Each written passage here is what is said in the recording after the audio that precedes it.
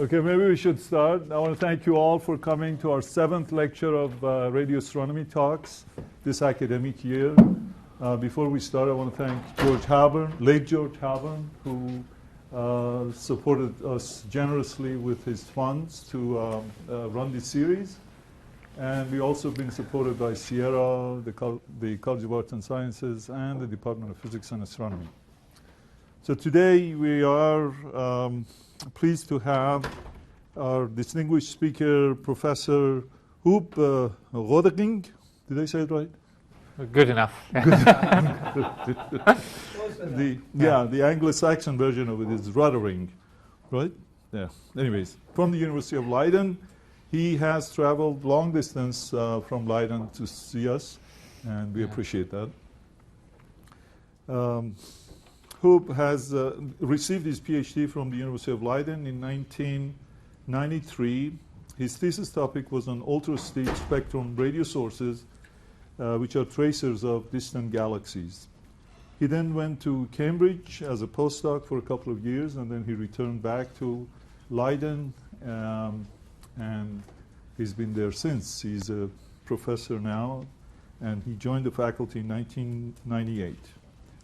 Hubb's main interests are the origin and evolution of active and star-forming galaxies, clusters of galaxies, and large-scale structures in the universe.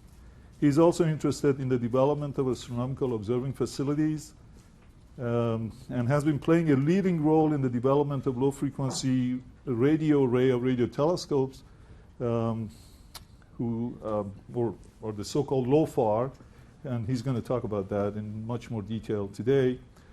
Furthermore, he's involved in the development of ground and space-based optical and infrared interferometers. Hubb is a scientific director of Leiden Observatory, which is a part of Leiden University, the oldest university in the Netherlands. He has chaired numerous significant committees in astrophysics related to cosmology, and there are many to list here. But it's amazing that he has already supervised 34 PhD students. Today, he's going to talk about opening up the low-frequency radio sky to study the extragalactic universe. And please stay around. We have pizza at the end of the hour. Okay. Go ahead, Hubb. Take it away. That's a bit early. Good. Thanks for having me here. Having a great time. And I'm going to talk to you about LOFAR, an instrument we're basically commissioning at the moment, and I've got some very nice results to show you. And also its science. So it's a bit of a recap. So this whole lecture series, you've got wonderful speakers there. You talked about ALMA. Remember, ALMA is the big telescope in Chile, and that observes in a millimeter submillimeter. And then its science case is very broad, but if you loosely look at it, they are very good at observing dust and cold gas in the early universe. The VLA, you know, is a wonderful instrument. One of the first I used when I was doing a PhD. The first thing I did was just being sent there and observe. It's great. And they observed at centimeter to maybe roughly a millimeter. They mainly observe synchrotron emitting plasma. And of course, as people from physics know, I mean, that often comes from black holes or from supernovae, etc., etc. So then the question is, why weren't there any decent instruments up to maybe a decade ago that observe at wavelengths longer than a meter? And because the science case is great. I'll talk about it, but you can basically, again, observe the synchrotron plasma, but then basically very old plasma instead of young plasma. You can observe 21 centimeter line. Coming from the very early universe, which is really new, very novel. And radio astronomy started here. I mean, the first observations were done at, 53 megahertz, which is, 5-6 meters. I think the reason people didn't dare go there because it's hard. I mean, if you want to have any resolution at all, you need long baselines. Think about 50, 100 kilometers. Then there's the ionosphere that basically makes your whole universe shake. And by nature you will have a large field of view, which is nice for your science, but basically means you need big computers. And 10 years ago, the stuff I'm going to show you, we just simply couldn't do. And I think now, I mean, computers are fast enough to kind of do it, which is great. So let me introduce you to the main character of today, which is LOFAR. And here you see one LOFAR station. This is the station in England, Chilbolton. What you see here is the part of LOFAR that is sensitive to lowest frequency, so 10 to 100 megahertz. What you see here is part of LOFAR which is sensitive to high frequencies, say 110 to 200 megahertz. So LOFAR, especially the low frequency part, is really, really simple. I remember the first antennas were basically really built from the handy store and see whether it worked. What you see here is one station, and what you see is dipoles, and the dipole arms here are of the order of 1.5 meters, so you have a resonance frequency near 50 megahertz. What you see here in this cap is a low noise amplifier, and then there's a coax cable going to a central computer near the station. If you look at the high band antenna, this looks like when it's opened, and the receiving elements are here, and the metal stuff here. If you look at their tiles here, this is one tile, which you see here, with 4 times 4 of those receiving elements, and they're packed in foil because for weather reasons, and then you've got 96 of them in a LOFAR station.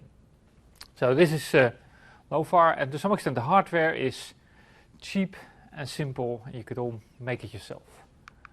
And the big thing is that all those coax cables, basically you've got all the antennas connect to coax cable, and the big thing is then this box. So but you basically here comes all the stuff together, and there's a nice computer there, and what it basically does, that computer, is make this machine into a phased array. Hey, you all know classical dishes, and they basically phase up the wavefront in a mechanical way, and this one you basically, if you have the appropriate delays for each antenna, you can basically make a beam on the sky and observe. And because it's all electronics, we can basically make not one beam on the sky, but we can make up to 488 beams on the sky, and which is a very nice facility if you want to map large areas of the sky. Of course, if you observe so many beams, then the individual bandwidth of one single beam is only 0.2 megahertz, so the sensitivity of one beam is then really low. So for normal extragalactic observation, we basically take the whole bandwidth and just observe with a few beams. Yep. So this is one station.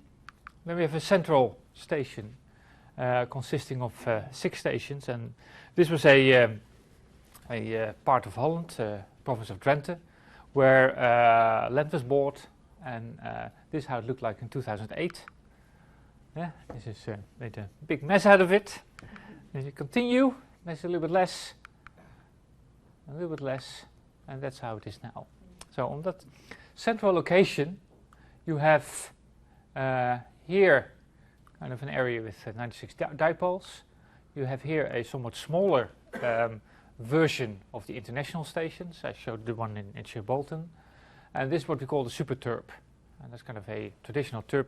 Here is those areas used to be swamp, and people would live in kind of elevated areas, which are called a turp. And this is a super turp hence. Yeah? Very important this, because you can do all kind of science. You get sensitivity on large scales on the sky.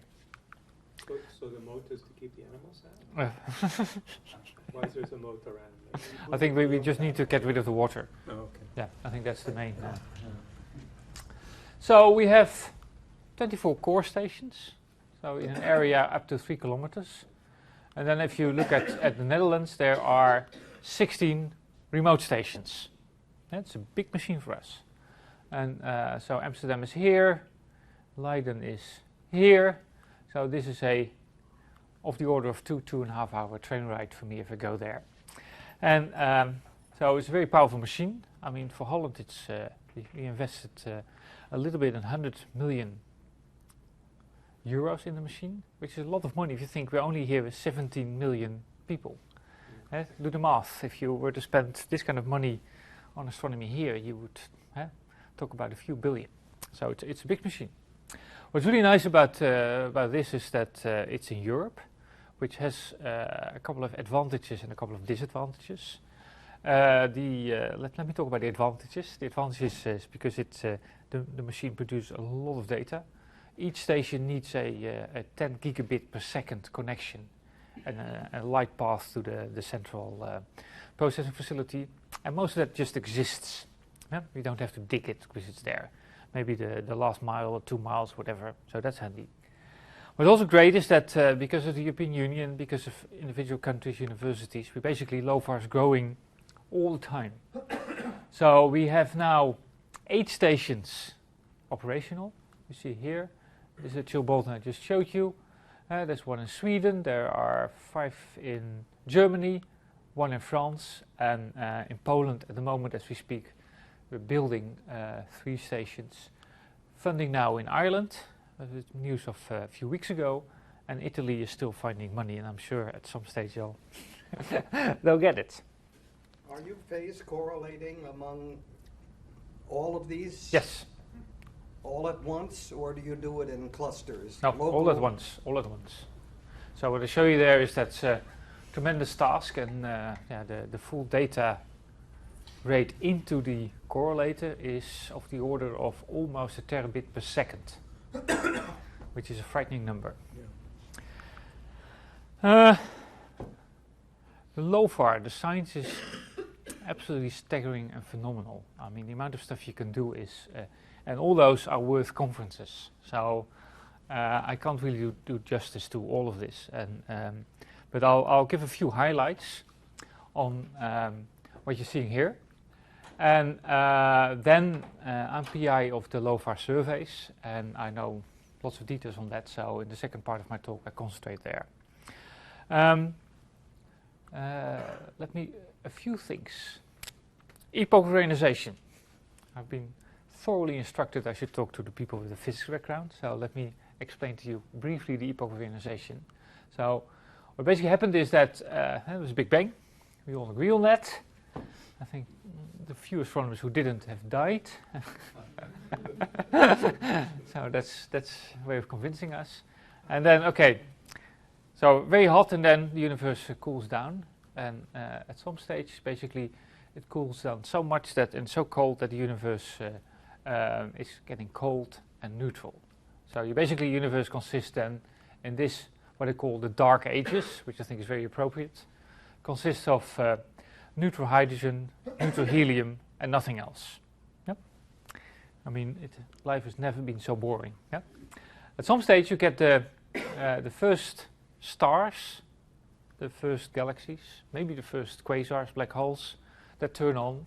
And so they sit then in that sea of neutral hydrogen. And neutral hydrogen, if you look at it, is of course the proton and electron. And if spin parallel or spin anti-parallel, if you swap spin, you get 20 centimeter emission. And what's now interesting is that this epoch reionization was when the universe was a factor of 10 smaller than it is today. So you have that 21 centimeter from that epoch, universe grows, and also the waves grow, and then you suddenly at a few meters, and that's where LOFAR can observe. And the big thing at the moment is to detect the 21 centimeter line of the epoch reionization. And that will start a whole range of investigations. And I think it's not really kind of what I'm leading, but I think if you compare the models to how deep people are, then it's going to be difficult to detect individual reionization events. And which I mean is that you have a galaxy or a quasar, and that is ionizing a bubble, and from the bubble comes 21 centimeter emission. That's going to be hard to see. For that we need a next generation telescope, but the overall fluctuation spectrum from that we should be able to see. And at the moment the upper limits we have given reasonable models that you could are in fact a few off, but it's coming. Another nice thing is there are things that are called carbon and hydrogen, but especially carbon recombination lines. So you've got a carbon atom, and then you have an electron at an extremely high orbit. Maybe n is 450 or 500. What's interesting then is that those carbon atoms get really huge, a few micron. Yeah? And it's very difficult to observe those lines that come from transitions from NS400 to 401. And we had a paper out last year where we basically detected carbon recombination lines towards an object, M82, which is a starbursting galaxy, which is really great because we didn't know whether we could do this. But what's interesting is it gives you unique information on the diffuse interstellar matter. And you can only do that with the 21 centimeter line, and that basically was the only. So we have another tool now to study that, which I think is very important. There's a very active group in Groningen, in Nijmegen, on the leadership of Heino Falke, and they look at cosmic rays. You can also do that with LOFAR. And there's just a Nature paper out last week on this. But so the way it works is that you have a cosmic ray coming in here. It collides with, I don't know, a dust particle or an oxygen particle. And you get a big shower of also charged particles, electrons, positrons, pions, whatever. And due to interaction with the Earth's magnetic field, you get a slab of radio emission. That slab is maybe a few meters thick. And depending on the energy of the incoming particle, the slab a few meters thick, that might be a few hundred meters or even a few kilometers wide if you have a very energetic particle up to maybe 10 to the 19 or 20, which is great. And then the big trick is then, because we know the timing of each individual dipole down to an accuracy of better than a nanosecond. Sometimes a colleague from the UK explained me why feet is so handy, because 1 feet is 1 nanosecond. So that's, and then so when you've got a shower coming in here, you basically get blip, blip, blip, blip, blip, over your array, and here's the superturb again, and which is great because you then the size of this event tells you something about the incoming particle, the energy, and then you can also directions there. So this is a beautiful technique, and is this exactly the same technique that the optical, like the Hess and Veritas arrays use for their shrink-off detectors, where they're detecting the light from the secondary particles? I wouldn't say the same technique, but they look in similar events, and they're also they try to also cross-calibrate between the various techniques of the incoming. Have you ever seen the same? Yep. Okay. Yep. Good. What you can also do is observe the sun, and you can observe sometimes the sun in Holland, especially in the summer. It can be nice weather. Yeah. But what was kind of disappointing when we had last March 20th, we had a solar eclipse event, and we've all observatories and people out. Yeah, I'd like to see this. Yeah, this was the best picture. And but what was cool is we also had a press release on an image of LOFAR. Wow. So what you see here in the radio emission of the sun, and then you see basically the sun going over it. So that's why you basically can do radio astronomy in Holland, and you don't do any optical astronomy because it's clear that the atmosphere is opaque to what we want to see. So is that a flare, the bright source, right? Yeah. And there's a whole group studying the sun, and if you look at their spectra, it's really dynamic, lots of stuff happening. Okay, so this is kind of a bit of a flavor over the whole science case of LOFAR. And again, on all those topics you can basically have a long debated discussion. What I'd like to do is talk about the plans we have to survey the entire sky, and also how we basically take LOFAR data and make very deep images of the radio sky. There's a big team here, and you really need that because of all the different science cases, and also because the data reduction is really involved. And I'd like to thank a few people, students of mine who've done wonderful work, and Reinhard van Weeren, who was a fantastic student, he's now in Harvard, Wendy Williams, Tim Shimwell, Leo Bonrito, Andras Stroa, Hubb Intema that you've been working with, Dewey, student from Vietnam, and yeah, collectively we've cracked the problem, and the problem was hard, and I'll show you in a moment. So, if you look at the survey science that we're addressing, I mean, it has basically 9 different topics, and again, I'm not going to go in detail on all of them, but what we try to do is find the most distant massive black holes, redshift 6, 7, and 8, because they can be used as another probe of this epoch of ionization. Galaxies are star forming. We can really see millions of them with LOFAR, so that's what we're going to do. At the end of my talk, I talk a lot about clusters, because I've got some very nice results to show. AGN, I mean, I was not allowed to say that. Black holes at redshifts, we like to understand their origin, their statistics, how they relate to galaxies. Yeah. We can do some stuff on lensing. We can study nearby black holes, nearby galaxies, aspects of cosmology, because we got so many radio sources, and aspects of the galaxy. So, if you do big radio surveys, you always need to think, or any optical or infrared survey, you always need to trade area versus depth, and because you have a fixed amount of observing time. So we debated that enormously. What you see here is the depth of the surveys and the frequencies. And this is a bit of a funny unit, but basically it gives how deep we are. And those are basically the classical all-sky surveys. So those are MVSS and FIRST are the ones that been done with VLA. Really important, beautiful. And what you see here is for a spectral index of -1, which is basically the standard slope of a radio source. I mean, they have such a spectrum. And then you can basically compare how deep we go. So the images I'll show you have depth at 150 megahertz of this depth. And you see for spectral index we go, I mean, orders of magnitude deeper than what you can do with surveys with VLA, which is, and at the low frequencies we basically beat everyone else, so that's great. And well, there's a good match between the science team and the survey plan, and I can tell you in detail how we got that match. By saying, okay, how many sources of this type do we want, and would this survey then be ideal? And the answer is yes.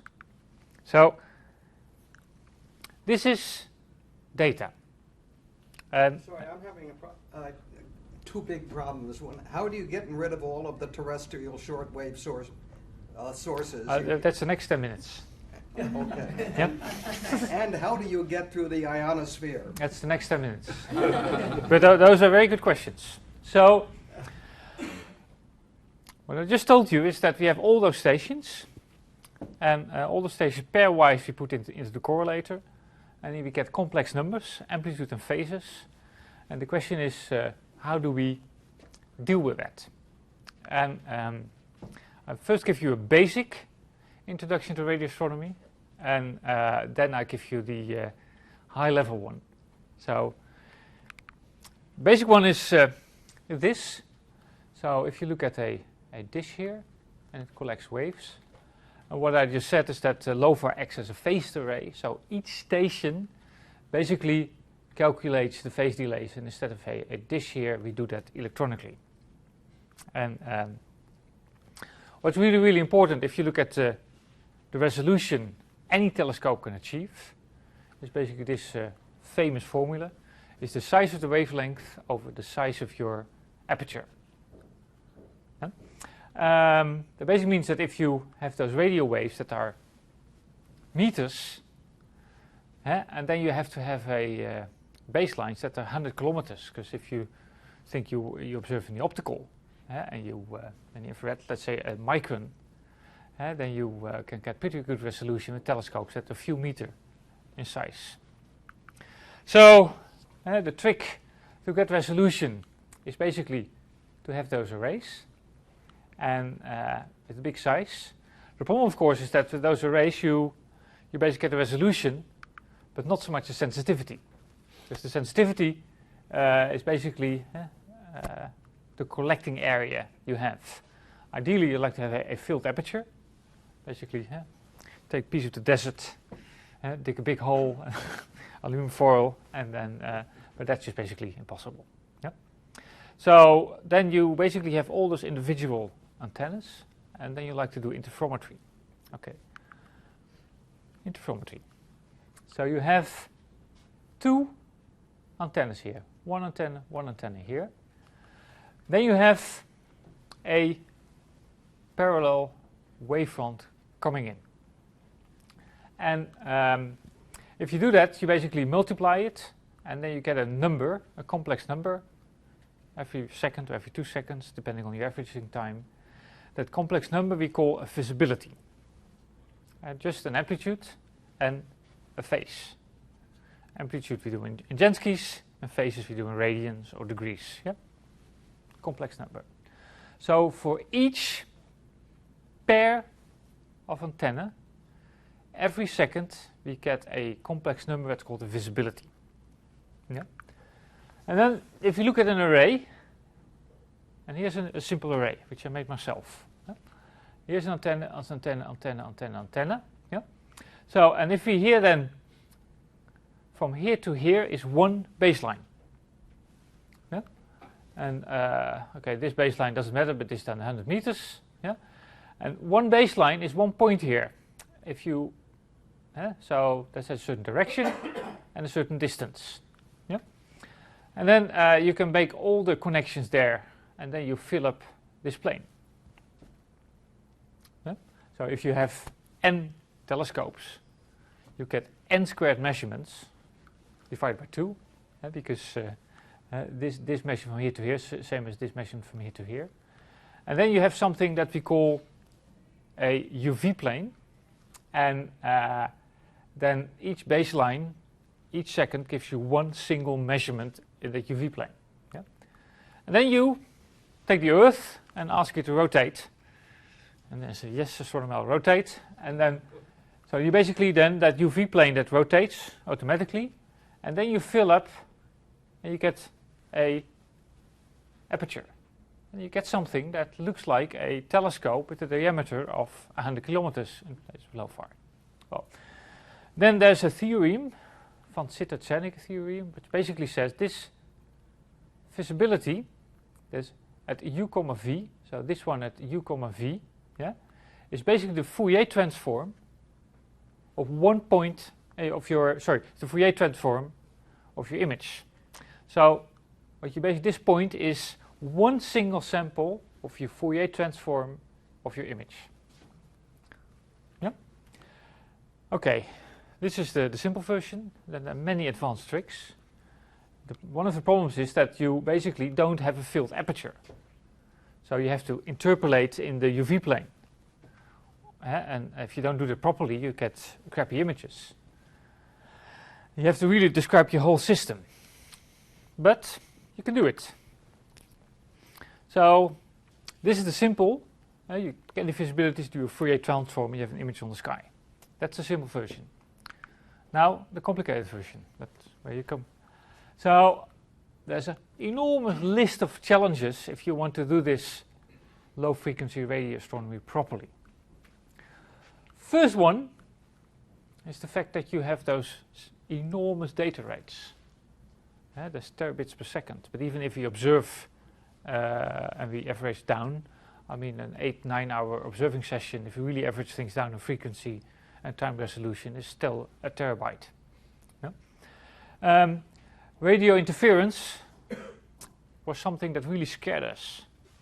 And but it's not a big problem between 110 and 200 megahertz, because if you look in the frequency time domain, then only 3-5% of the pixels are affected. And for continuum stuff, you can deal with that. And from 30 to 70 megahertz, okay-ish too, and below 30 megahertz, all hell breaks loose. So a third problem is, so if you look at beams of LOFAR, there are basically 3 types of beams. You've got an antenna beam from the individual dipole. That's this one. Yep. Then you have a station beam. So if you phase up those 96 dipoles, you have a beam on the sky, yeah, which is this thing. And then you have a synthesized beam. Yeah? And that's basically the beam you get after the Fourier transform of all your visibilities over baselines of up to 100 kilometers. Yeah? So those two things together, the station beam and antenna beam, because you have such a crappy combination, basically gives, and I should, all kind of side lobes. And the big problem with all those side lobes is that the radio sky is such that you have faint source you want to study and bright sources that are always up.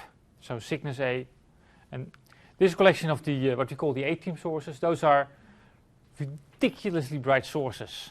I mean, low frequencies, this thing here is something like, I don't know, 10,000 Janskys. And you want to go to micro-Jansky level. That's not handy. So if you look at real data, you see that the signal is often dominated by those bright sources, which is really a pain, because you have that antenna with all the side lobes, and sometimes a bright source comes in and woof, there goes your. So it took us 2 or 3 years of software development and understanding how to do this, but I think we have this under control now. The other problem is the ionosphere, and this sketches the ionosphere. As you might know, the ionosphere is a layer from 100 kilometers height to up to 1,000, and it basically moves along, and what it does is it lets your radio stars twinkle, and they go up and down. Yeah? We've done some serious modeling on this, and it seems like you can model this with a Kolmogorov spectrum and then understand the twinkling. To show you the twinkling and how scary this is work we've done with another somewhat smaller telescope many years ago, but it's nicely instructive with the GMRT at 150 megahertz.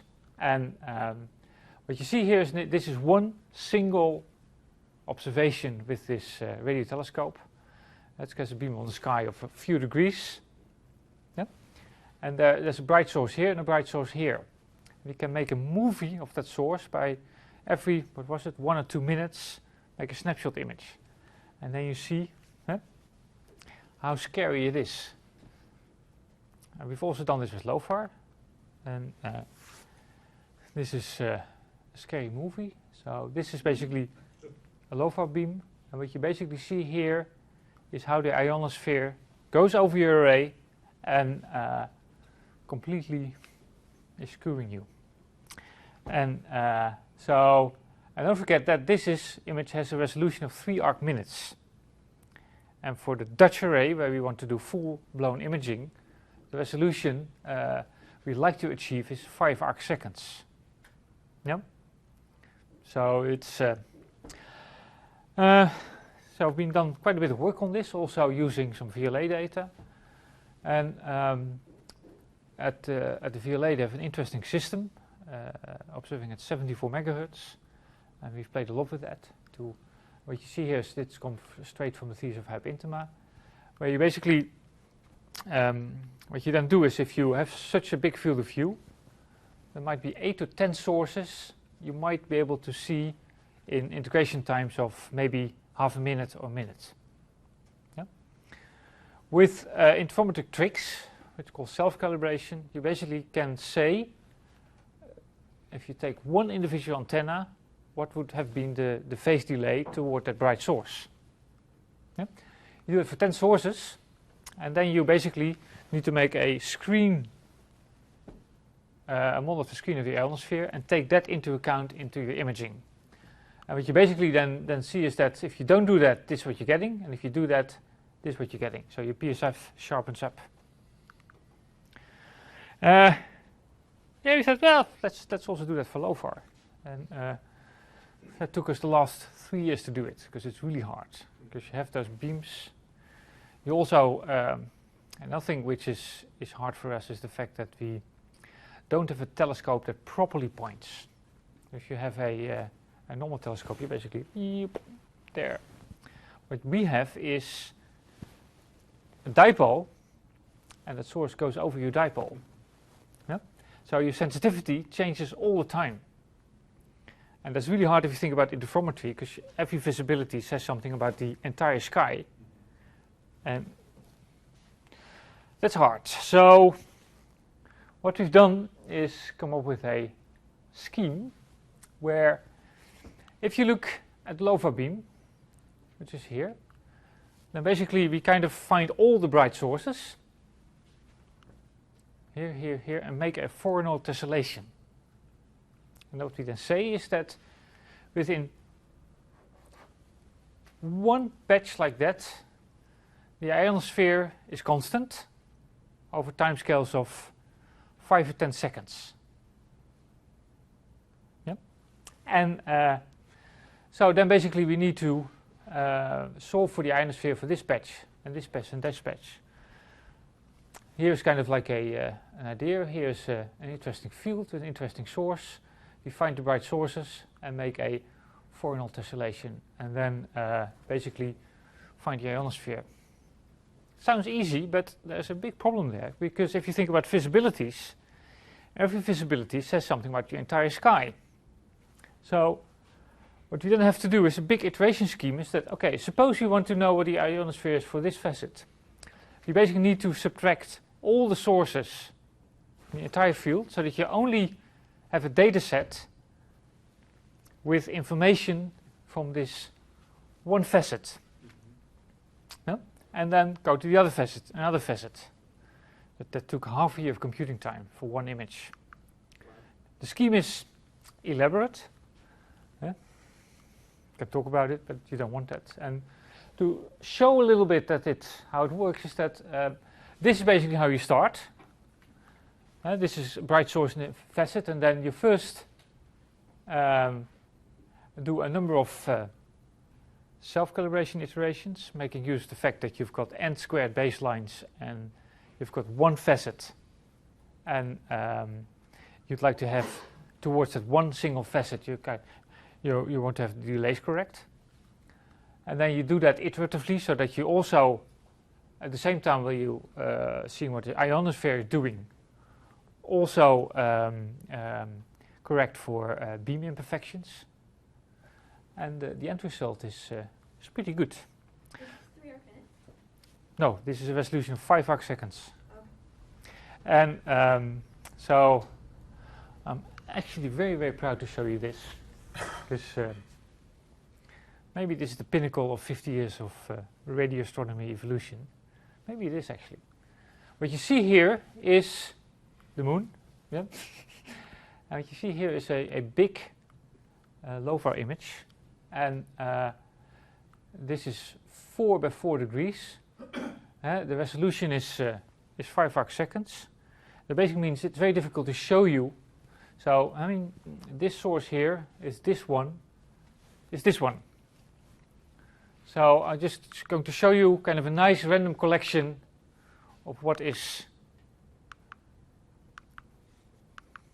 in this data set. These are all at 150 megahertz? Yep, it's all 150 megahertz. Yeah. So what you basically see here is that the amount of data in here is really small. It's only 8 hours of LOFAR data. With 8 hours LOFAR data, we achieve noise levels of 100 microgensky, which we have fields with 200 hours of data. And we've got many students work on that too. So in principle, we should be able to get noise levels of 10, 20 microgensky. I think we can do that, but it takes big computing time. And so the amount of science you can do with one such image is fairly staggering. The black holes, the starbursts, the clusters. And so in the 10, 15 minutes I'm left, I'd like to talk about one topic that I really enjoyed working on the last few years and show some cool results there and tell a little bit more about the science. So there exists something that's called galaxy clusters. Astronomers know them, and if you're a physicist you might not know, but galaxy clusters are big groups of galaxies. Maybe think of 1,000, maybe 2,000. But the galaxies, they move gravity, they're virialized, and between those galaxies is hot X-ray gas. At temperatures of 10 to the 7, low densities, maybe 0.01 cc, something like that, maybe 0.03. And but hot gas you can see in X-rays. So what you see here in the background is an optical image with the galaxies, and what you see here in that kind of like, what is it, pinkish, is X-ray observation. In this case, it's the Chandra satellite, beautiful American satellite. Yeah. So you've got those clusters sitting there, and you think, well, that's such a big thing that's always sits there. But what's pretty amazing is that clusters grow often through merging with other clusters. Yep. Take two clusters and bammo, collide them. And what you see here is a simple simulation. If you take two balloons of X-ray gas and collide them, what you then get is two shocks. One here in the north, one in the south. And there have been several ideas that those shocks should be able to accelerate particles, and especially synchrotron particles. And if you do that and you have a little bit of magnetic field, you would get radio emission. Relativistic particles plus magnetic field is synchrotron emission. And there's a whole study. Those sources are called relic radio sources. That's not so important, but LOFAR is uniquely suited to study them. And I'll show you a beautiful example. Almost. So this is the sausage cluster. I'll tell you in a moment why. And I'm still a little bit embarrassed. I gave that to a student 2 years ago. I said, look, this is a beautiful cluster. Please do it. And a few times you almost given up, because you have here, this is if you make the image. Here you have Cassiopeia A, which is one of those 8-team sources, which is so close that it's only 8 degrees. So it's not in your primary field of view, but it basically is where the sensitivity goes down. But it's so strong, it completely dominates the signal. Yeah? There's another bright source, and it's also Cygnus 8. The brightest source in the sky is only 20 degrees away. So this was almost hopeless. And but we applied that facet calibration technique in a special version, and I'm so happy to be able to show you this. What you see here is again an image with a noise level of the order of 100 microjansky with a resolution of 5 arc seconds. And what you see here is lots of stuff at the side. What you see here, if I blow it up, a interesting cluster. So what you see here in green is X-ray emission. So you see here, the idea is that you see here 2 clusters colliding, and you have got this big shock in the northern part of this cluster, emitting radio emission. So, yeah, that's clear. And okay, yep. So this is the northern part. This is the LOFAR image, and I find this staggering. So you have got this enormous shock here, all kinds of sub-features. Here you've got some AGNs, some black holes, where they have jets coming out, and those jets are disturbed by the movement. And we basically like to understand the physics of this, and I've given it away. So we've called this the sausage cluster, because it clearly looks like a sausage. And also because we've been, basically Reinhard, me, Marcus Bruggen, and Matthias Heuft have been working on this, the 4 of us, and yeah, 2 Germans involved. So I think the big breakthrough in this field was this radio image. What you're seeing here is you can observe this with LOFAR, but also at somewhat higher frequencies. And if you do that, you can basically map the spectrum of the radio emission. And often the synchrotron emission is a power law, and then you can basically measure the slope of this power law if you have a number of images at different frequencies. Yeah?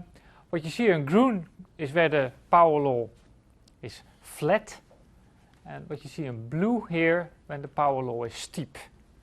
You can also say hot versus cold. So the idea is that what you have there is a shock where you basically particles are accelerated, the shock continues, the accelerated particles are left behind, and they start cooling due to synchrotron losses and due to other certain mechanisms. And so this was a beautiful finding that really convinced people, look, that merging clusters existed, we knew. That this kind of structure also existed, we also kind of knew. But this was really clear evidence that particle acceleration is going on in merging clusters. So hence we published that in Science. That was always great. You see the southern bit is a bit of a mess, and we're trying to understand why that's such a mess. So this cluster is cool because it's so simple. And what you then can do is make a hydrodynamical model. And that's what you're seeing here, this one, this one, this one, where you basically simulate such a cluster, and you can then play with the parameters. You can play, for example, with the mass ratio of the clusters.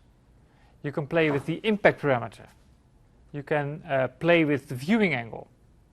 You can even play with how smooth the X-ray distribution is. And if you do that, then you basically say, well, this merging needs to be kind of roughly in the plane of the sky, otherwise it doesn't work. If you inclination of 30, then you basically you're not getting a sausage, you get a pancake, and which is also nice. Maybe if you come from Holland, but that's another joke. Mass ratio, yeah. So if you basically it's getting 1 to 1, you basically get 2 equal shocks if the impact parameter is 0. And if the mass ratio is 1 to 3, the southern one gets too small. So, yeah, for this cluster, we know many parameters that you just don't know for other clusters. So the impact parameter needs to be small. The time since core passage when cluster 1 moved to the other one is a gigayear ago. So that's cool. What's interesting is that if you believe the theory of diffuse shock acceleration, there's a relation between the slope of the radio spectrum and the front of the shock and the Mach number. And if you do that, the calculation, the measurements, you get a Mach number of around 3. You can also, this is work with the Suzaku telescope from Hiroki, collaborator of us who works at Esron in Utrecht. You see here the X-ray image, and then you can try to map the temperature difference between here and here, and you see what he's finding is that if you go from the inside to the outside, you get a significant temperature jump, and then from that you can also calculate the Mach number. So that's also kind of consistent. And then we're working with Julius Donnert, who is a great theorist, and we've had a whole series of papers on this cluster. But you can basically derive all kinds of numbers on the shock properties, on the magnetic field content, on the time scales, etc. And so shock properties, downspeed wind of the order of 1,000 kilometers, the sound speed, the shock speed in the upstream, the compression ratio, etc., etc. So really cool. The question then is, does this work, this scenario? Kind of work in my version of talk to Astronomy. I just list 3 or 4 problems with this scenario, although I think the basic scenario is correct, and I'll skip that now. But I'll show you one fascinating result on another cluster, which also a fascinating shock, and that might instantly tell you that there's something fundamentally we don't really understand. This is another image that Reinout just published. It's on the so this is again a LOFAR image, and here there's a similar phenomena. So this is a big shock as well, also in an X-ray emitting cluster that's colliding. I showed it in a moment. And So that's this shock is of the order of 2 megaparsecs. So our galaxy, something like this. So in press release we call this the biggest particle accelerator in the universe. I think it's it's fair to say. We gave it a funny name. Can you guesstimate what this one is? Ducks. Oh, Very good. Yeah. This is the toothbrush cluster. So there's a whole field, and then now conferences on the toothbrush cluster and the sausage cluster. And yeah, you need to give it a name. And the puzzle is the following. So I just told you that those merging clusters, they produce shocks. And so what you see is a composite. What you see here is again a map of the slope of the energy distribution of the radio emission. So in the front it's fairly flat, indicating particle acceleration is taking place here, and the blue stuff, you've lost a lot of energy, and that's what you're getting.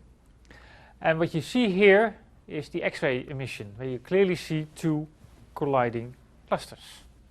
Yeah? And what I just don't understand, how do you get this?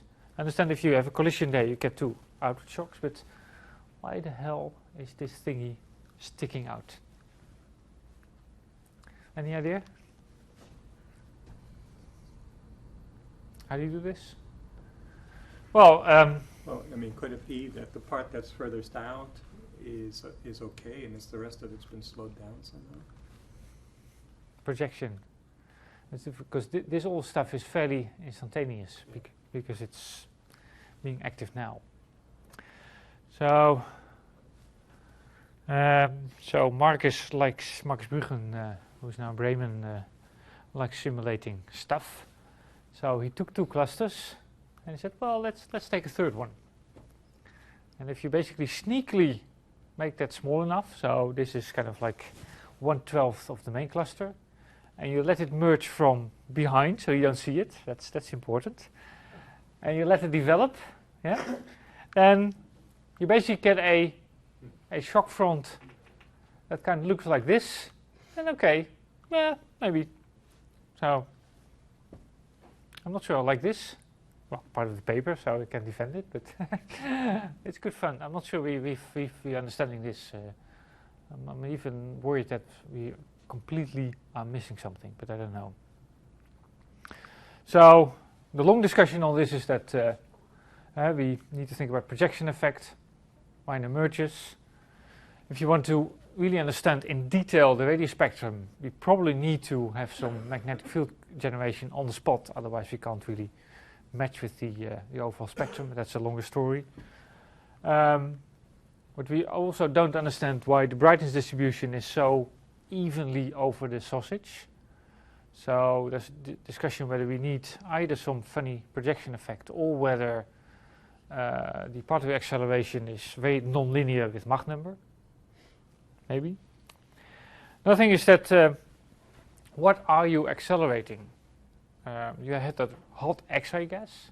You can accelerate particles from that, but that's not easy because you need a certain efficiency in doing that, and it's not clear from the theory whether it's efficient enough to get such enormous visible shocks. Another option is that those clusters are partly filled with relativistic plasma that are kind of leftovers from previous black hole outbursts. Yeah, might also be the case.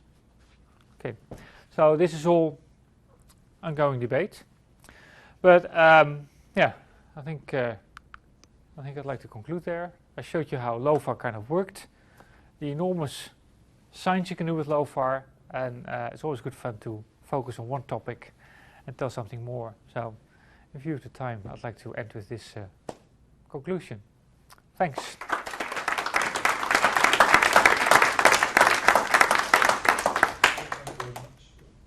We have some time for questions. Yeah, so when you do spectral index stuff, is there enough bandwidth to compare edges of the band and get a spectral index, or do you have to observe it like as a totally separate observation in different frequencies? We do different frequencies. So in here there's some Westerbork data, some GMRT data, some yeah. So you need to combine different frequencies, and it's. I don't think our LOFAR data reduction is good enough to do in-band spectral index, so from between 120 and 180 megahertz. Okay. Yeah. Is human-generated interference a problem, and do you have like radio-quiet regulations and things to protect from interference? It is a problem. So this is kind of the first problem we need to tackle. And but the point is it's at low frequencies, and low frequencies interference is everywhere. So as long as you don't overdo it, you go build a station next to a power plant, then you have RFI problems everywhere on this planet. And I think for continuum stuff, we can deal with that. For continuum stuff? For continuum studies, we can deal with that. You can live with it? Yeah. For continuum studies, Yeah. okay. But not for spectral, or just it depends on the. It depends where it is. For example, the FM band is between 90 megahertz and 110 megahertz. We just don't observe there. No? So, for example, if the EOR would be at redshifts of 12 or 13, then we would have a serious problem. In the coma cluster, they have a problem that they don't see gamma rays that they think they ought to see because the cosmic rays should, and so are these things too far away so that you can't do anything, to look for gamma rays, or could you stack the images of the shocks? Or? Okay, so the more complicated story is that there are two types of phenomena. There's those relics that are caused by shocks. Yeah, they're highly polarized, always found in the outskirts. And I didn't talk about that. We also have something that's called halos. And halo is kind of like a diffuse emission that follow X-ray emission. And there are basically two competing theories why that's there. There's the secondary particle group of theories, where you basically have protons, relativistic protons, that hit other protons, and then you get secondary particles, electrons, relativistic electrons, that emit radio emission. For those kind of models, you expect loads of gamma rays, also from the coma cluster. And you don't see it. So there are some people argue those class of models are out. And you have a second class of models that basically says that if you have merging clusters, you get turbulent acceleration, re-acceleration of electrons, and that's what you're seeing there. And that process, you're not going to get lots of gamma ray photons. Yeah. So, what can you learn if you add polarization data to your observations of shocks and clusters and stuff? Like, what more does that give you? So this one.